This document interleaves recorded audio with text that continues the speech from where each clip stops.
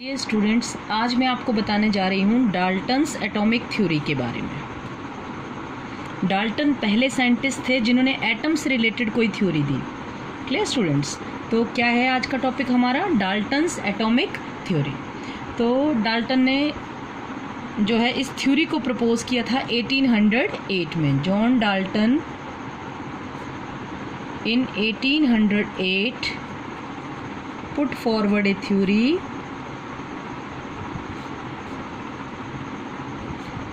known as Dalton atomic theory. क्या कहलाती है वो? Dalton atomic theory. अब मैं इसके मेन पोस्टुलेट बता रही हूँ आपको। The main postulate of the theory are as follows। क्या क्या है main postulate Dalton atomic theory के? तो देखिएगा, हम फर्स्ट पोस्टुलेट से रिलेटेड डिस्कशन कर रहे हैं स्टूडेंट। फर्स्ट पोस्टुलेट देखिएगा, all the matter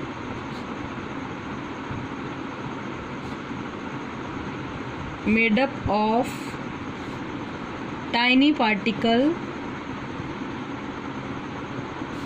called atoms. First postulate क्या था आपकी डाल्टन एटॉमिक थ्योरी का? कि जो मैटर है वो टाइनी पार्टिकल से मिलकर बना होता है, और उन टाइनी पार्टिकल्स को हम क्या कहते हैं बेटा? एटम्स करते हैं। ठीक है कि नहीं? जैसे कोई भी आप एग्जांपल उठा सकते हैं। जैसे सपोज करो हम एक गोल्ड की कॉइन लेते हैं, ठीक है कि नहीं? हम कहते हैं जो गोल्ड की कॉइन है वो किससे मिलकर बनी होती है? गोल्ड के एटम से।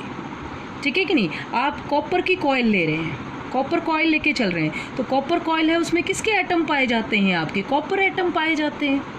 ठीक है कि नहीं? तो कोई भी मैटर है वो टाइनी पार्टिकल का बना होता है। उन टाइनी पार्टिकल को हम क्या कहते हैं स्टूडेंट्स? एटम्स कहते हैं। ठीक है कि नहीं? जैसे आप एल्यूमिनियम फॉयल ले रहे हैं, ठीक है कि नहीं? तो एल्यूमिनियम फॉयल है आपकी, कौन से टाइनी पार्टिकल से बनी होती है? एल्यूमिनियम के एटम से बनी होती है। क्लियर हो गया ना स्टूडेंट्स? जैसे आपकी एक पेंसिल की टिप है, ठीक है कि नहीं? तो वो पेंसिल की टिप किसकी बनी होती है? आपकी कार्बन की बनी होती है, कार्बन एटम्स की बनी होती है।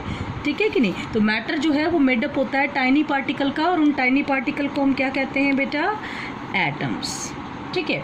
अब सेकंड पोस्टुलेट की तरफ चलते हैं हम डाल्टन एटॉमिक थ्योरी के।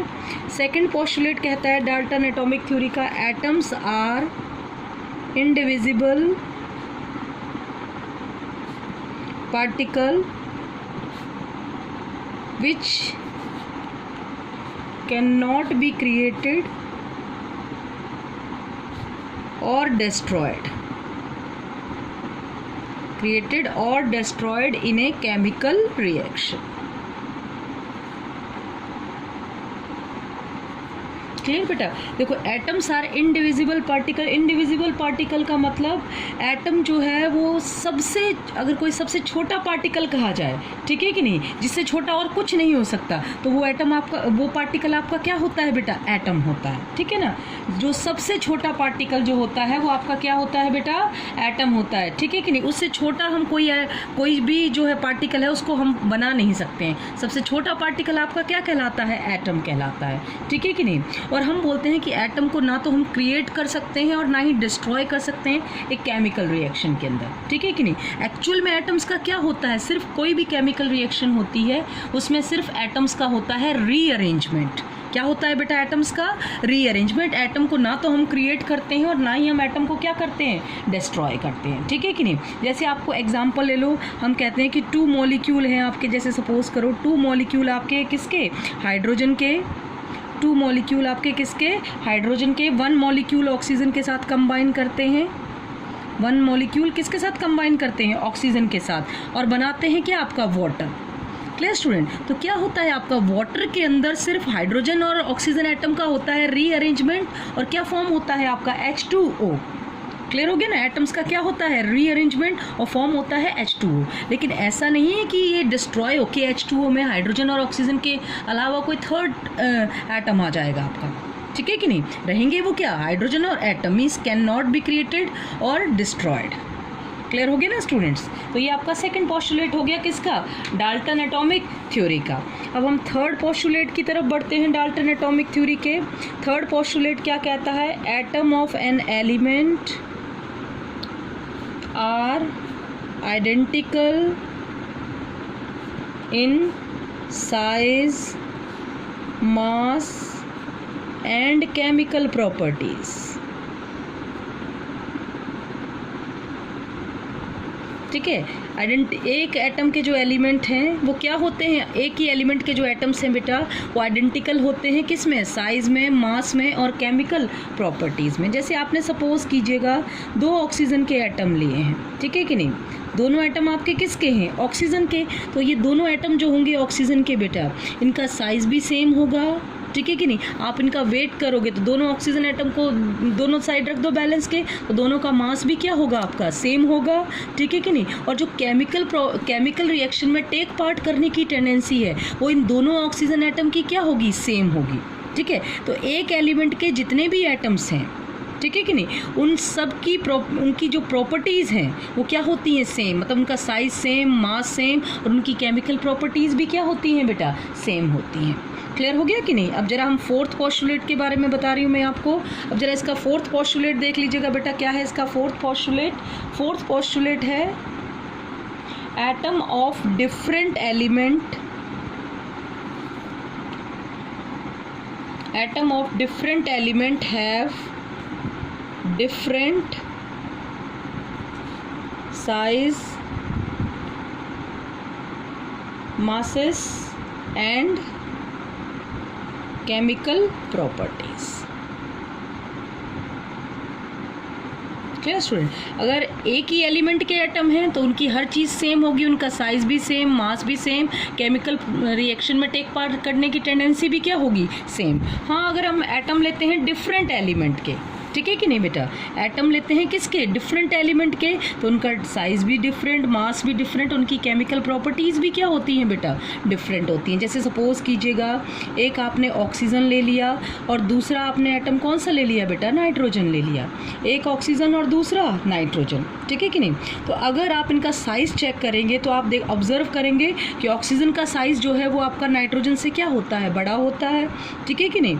अगर आप मासेस चेक करेंगे तो आप ये ऑब्जर्व करेंगे कि ऑक्सीजन का जो मास है वो नाइट्रोजन के कंपैरिजन में क्या होता है? ज़्यादा होता है, नाइट्रोजन का कम, ऑक्सीजन का ज़्यादा। और अगर ये दोनों रिएक्शन में टेक पार्ट करते हैं तो इनके टेक पार्ट करने की टेंडेंसी है वो भी डिफरेंट होती है, ठीक है कि नहीं बेटा? इन दोनों के किसी केमिकल रिएक्शन में टेक पार्ट करने की टेंडेंसी भी क्या होती है? डिफरेंट। तो हम कहते हैं एटम ऑफ डिफरेंट एलिमेंट है different size, masses and chemical properties. Clear हो गया बेटा? तो मैं इन्हें आपको ये कितने पोस्टुलेट बता दिए हैं? 4 पोस्टुलेट बता दिए हैं किसके? डाल्टन एटॉमिक थ्योरी के। अब आगे देख लीजिएगा और इसके पोस्टुलेट के बारे में।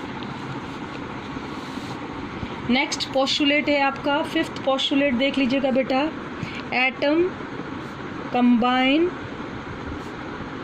इन the ratio, atom combine in the ratio of simple whole number, simple whole number to form compounds. देखो बेटा, ये जो पोस्टुलेट है आपका, ये लॉ ऑफ डेफिनेट प्रोपोर्शन के बारे में भी बताता है। देखो, atom combines in the ratio of simple whole number to form compounds. ठीक है स्टूडेंट्स, जरा ध्यान से देखिएगा कैसे। आप सपोज करिएगा जैसे 2 एटम किसके ले रहे हैं आप? 2 एटम हाइड्रोजन के और आपका एक किसका ले रहे हैं आप? एक ऑक्सीजन का ले रहे हैं। तो वो मिलकर क्या बनाएंगे बेटा? जैसे आपका सपोज करो 1 मॉलिक्यूल बना रहे हैं किसका? H2O का। ठीक है कि नहीं? आपके हाइड्रोजन क्या है? 2 एटम हाइड्रोजन, या आप बोल सकते हो कि 1 molecule of H2 combine with oxygen. ठीक है कि नहीं? तो आपका क्या बना रहा है? H2O। तो जो आपका वाटर बन रहा है उसमें आपका हाइड्रोजन और ऑक्सीजन दोनों एटम किस रेशो में है बताओ?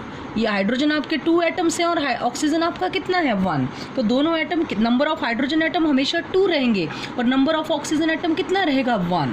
ठीक है, कोई कंपाउंड बनता है, ठीक है कि नहीं, तो उसमें एटम कंबाइन करते हैं सिंपल होल नंबर रेशो में। तो देख लीजिएगा, ये एटम आपके कंबाइन कर रहे हैं कौन से रेशो में बेटा बताओ? 2:1 में। जैसे आप ले सकते हो कि कार्बन है, ठीक है ना, किसके साथ कंबाइन करता है आपका? ऑक्सीजन के साथ। कार्बन ऑक्सीजन के साथ कंबाइन करके आपका क्या बनाता है बेटा? Carbon dioxide. क्या बनाता है बेटा? कार्बन डाइऑक्साइड बनाता है ना। तो इस कंपाउंड के अंदर आपका कार्बन और ऑक्सीजन किस रेशो में होते हैं बताओ भाई? कार्बन होता है आपका 1 और ऑक्सीजन क्या होता है आपका 2, ठीक है कि नहीं?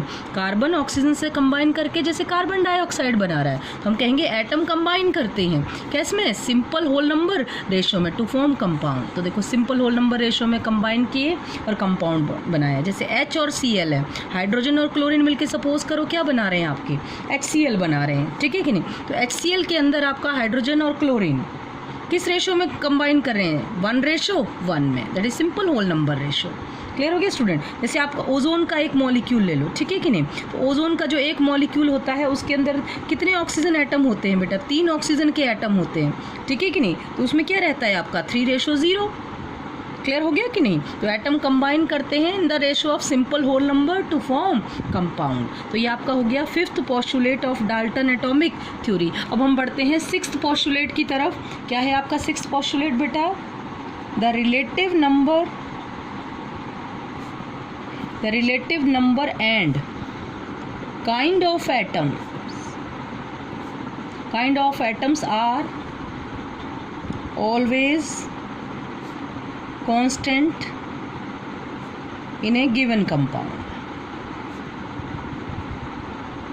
बेटा relative number and kind of atoms are always constant in a given compound. देखिएगा कैसे? जैसे देखो आपका वाटर है, ठीक है कि नहीं? वाटर के अंदर आपको पता है नंबर ऑफ H एटम कितने? नंबर ऑफ H एटम है आपके 2, ठीक है कि नहीं? Kind of relative number and kind of atom are क्या लिखा है इन्होंने? Always constant. Number of hydrogen atom कितने रहेंगे? 2। नंबर ऑफ ऑक्सीजन एटम कितने रहेंगे बेटा? बोलेगा नंबर ऑफ ऑक्सीजन एटम कितने रहेंगे आपके? 1, ठीक है कि नहीं? कांस्टेंट है कि नहीं? काइंड ऑफ एटम आपका आर ऑलवेज कांस्टेंट। कितने हैं? इसमें 2 है और इसमें कितने हैं? 1 है। अगर हम CO2 ले लेंगे तो CO2 के अंदर आप क्या बोलोगे? नंबर ऑफ कार्बन एटम कितने हैं आपके? 1 है। और नंबर ऑफ आपके ऑक्सीजन एटम कितने हैं बेटा? बोलिएगा नंबर ऑफ ऑक्सीजन एटम कितने हैं आपके? 2, ठीक है? तो काइंड ऑफ एटम क्या है आपके? कांस्टेंट। क्लियर हो गया? आप और एग्जांपल ले लो। जैसे आपका सपोज करो HCl है, तो क्या बताया मैंने? नंबर ऑफ H एटम कितने हैं आपके पास? 1 है। और नंबर ऑफ आपके Cl एटम कितने हैं? 1 है। कांस्टेंट है कि नहीं? तो हम बोलेंगे relative number and kind of atom. देख लो नंबर भी कांस्टेंट है आपका, ठीक है? 2 हाइड्रोजन और 1 ऑक्सीजन, ठीक है कि नहीं? और काइंड ऑफ एटम भी क्या है? कांस्टेंट। मीन्स H 2 होंगे और ऑक्सीजन 1 होगा आपका। क्लियर हो गया स्टूडेंट? तो ये आपका 6th पोस्टुलेट हो गया किसका? डाल्टन एटॉमिक थ्योरी का। Clear student? तो मैंने अभी आपको क्या बताया? डाल्टन एटॉमिक थ्योरी के पोस्टुलेट्स, ठीक है स्टूडेंट्स? अब हम पढ़ेंगे limitation of Dalton atomic theory. आपकी जो डाल्टन एटॉमिक थ्योरी है उसके लिमिटेशन क्या क्या हैं? तो जरा लिमिटेशन के बारे में पढ़ते हैं हम। Limitation of Dalton atomic theory.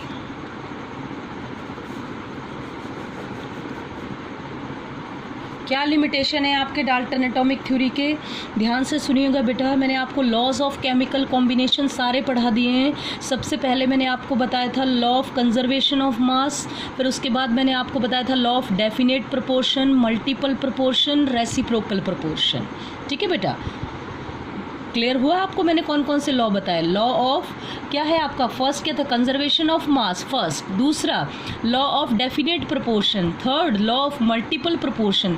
Fourth था आपका लॉ ऑफ रेसिप्रोकल प्रोपोर्शन।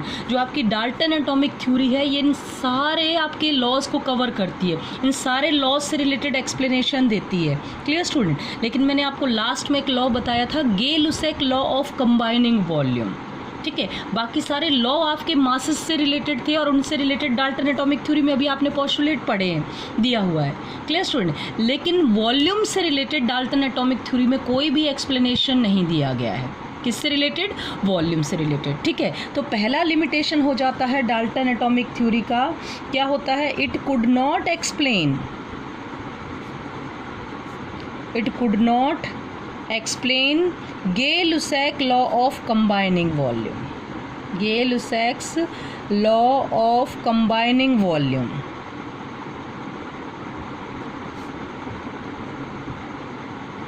ठीक है, it could not explain the Gay Lussac law of combining volume. Clear हो गया स्टूडेंट? ये फर्स्ट लिमिटेशन हो गया आपका किसका? डाल्टन एटॉमिक थ्योरी का। अब हम जरा सेकंड लिमिटेशन के बारे में पता लग गया, बाकी सारे आपकी जो 4 लॉज हैं उनको एक्सप्लेन करती है आपकी डाल्टन एटॉमिक थ्योरी, लेकिन वॉल्यूम से रिलेटेड डाल्टन एटॉमिक थ्योरी में कोई भी एक्सप्लेनेशन नहीं दिया गया है बेटा। क्लियर होगी ना मेरी बात? अब जरा सेकंड आपका जो ड्रॉबैक है डाल्टन एटॉमिक थ्योरी का वो हम डिस्कस कर लेते हैं। देखो बेटा, डाल्टन एटॉमिक थ्योरी आपकी क्या कहती है कि atom of different element have different masses size, ठीक है कि नहीं? लेकिन क्यों होते हैं उनके मास क्यों अलग होता है, साइज क्यों अलग होता है, इसके बारे में डाल्टन कोई भी एक्सप्लेनेशन नहीं दे पाए थे। ठीक है, तो सेकंड आपका लिमिटेशन क्या है बेटा? It could not explain why atom of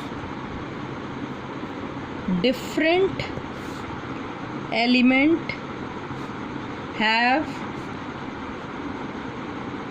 different masses and size। Clear हो गया ना बेटा कि उनका मास डिफरेंट क्यों है, साइज डिफरेंट क्यों है, इसके बारे में डाल्टन ने अपनी थ्योरी में कुछ भी नहीं बताया था। बस उन्होंने ये कहा था कि different atom of different element have different masses and size. Clear student? लेकिन उसके बारे में वो कोई एक्सप्लेनेशन नहीं दे पाए थे कि ऐसा क्यों होता है। अब तीसरा जो इम्पोर्टेंट वो है आपका लिमिटेशन डाल्टन एटॉमिक थ्योरी का, अब वो ये होता है कि एटम आपस में कंबाइन करके मॉलिक्यूल क्यों बनाते हैं। ठीक है ना, उसके पीछे रीज़न क्या है? क्या रीज़न है कि एटम मिलते हैं और उससे आपके मॉलिक्यूल बनते हैं। ठीक है कि नहीं? तो आपका नेक्स्ट क्या लिमिटेशन है? Why do atom of the same और different element combine at all to form molecule। Clear student? कि एटम जो है सेम एलिमेंट के हों चाहे डिफरेंट के हों, वो आपस में मिलकर मॉलिक्यूल क्यों बनाते हैं, क्या रीज़न है कि मॉलिक्यूल बनता है, इसके बारे में उन्होंने कोई भी एक्सप्लेनेशन नहीं दिया। ठीक है, और जो फोर्थ आपका लिमिटेशन आ गया डाल्टन एटॉमिक थ्योरी का, वो देख लीजिएगा बेटा। ये थ्योरी ये बताने में जो है वो प्रॉपर नहीं बताती थी किसके बारे में, कि एटम और मॉलिक्यूल के बीच कौन कौन से बाइंडिंग फोर्स होते हैं। ठीक है, आपने देखा है कि आपका जो मैटर है 3 स्टेट में एग्जिस्ट करता है, दैट इज़ सॉलिड, लिक्विड और गैस। ठीक है कि नहीं? तो ऐसा क्या कौन से इंटर पार्टिकल फोर्स होते हैं कि वो सॉलिड स्टेट में एग्जिस्ट करता है, कौन से इंटर पार्टिकल फोर्स हैं कि वो लिक्विड में या गैस स्टेट में एग्जिस्ट करता है। तो इनके बारे में ये तो कहा उन्होंने कि एटम आपस में कंबाइन करते हैं मॉलिक्यूल, लेकिन क्यों करते हैं ये भी नहीं बता पाए, और कौन से फोर्स ऑफ अट्रैक्शन है जिसकी वजह से उनकी स्टेट अलग अलग होती है, सॉलिड होती है, लिक्विड होती है या गैस होती है। ठीक है बेटा, तो आपका फोर्थ क्या लिमिटेशन था? What is the nature of binding force between atom and molecule which account for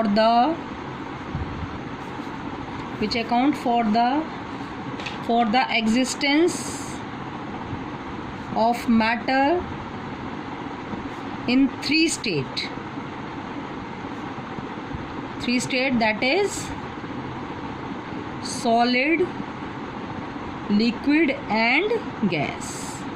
clear हो गया स्टूडेंट? क्या बताया मैंने? ये बताने में कैपेबल नहीं था कि मैटर के जो 3 स्टेट हैं वो क्यों होती हैं, वो 3 सॉलिड, लिक्विड, गैस में क्यों एग्जिस्ट करता है। आपको पता है बाइंडिंग फोर्स के ऊपर वो डिपेंड करता है कि जिस तरह के बाइंडिंग फोर्स होंगे उसी के बेस पर उनकी स्टेट होती हैं, लेकिन उनके बारे में एक्सप्लेन करने में जो डाल्टन थे वो कैपेबल नहीं थे बेटा। ठीक है ना? Clear students? समझ में आया कि नहीं? Thank you students.